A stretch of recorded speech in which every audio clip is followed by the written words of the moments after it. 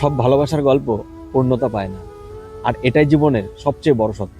তুমি হয়তো কাউকে মন থেকে চেয়েছিলে, সবকিছু দিয়ে ভালোবেসেছিলে, কিন্তু তবুও সে তোমার হয়নি। কেন জানো? কারণ ভালোবাসা সবসময় পাওয়ার জন্য নয়, কখনো কখনো ভালোবাসা শুধু অনুভব করার জন্য।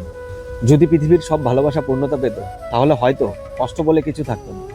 কিন্তু তখন আমরা ভালোবাসার আসল মূল্যটাও বুঝতাম না।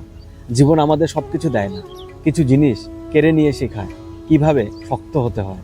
তাই কেউ তোমার জীবনে না থাকলে তাকে নিয়ে আফসোস করো না, ভাবো সে তোমাকে একটা শিক্ষা দিয়ে গেছে। কারণ যে মানুষটা তোমার জন্য নয়, সে কখনো তোমার জীবনে স্থায়ী হতে পারে না।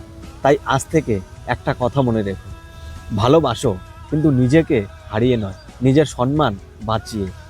তাকে চাও, কিন্তু জোর করে নয়। শেষে একটা কথা, যা তোমার জন্য সত্যি তা কোনোদিনই তোমাকে ছেড়ে যাবে না। তাই কষ্টকে শক্তিতে বদলে ফেলো, দেখবে একদিন সবকিছুই ঠিক হয়ে যাবে।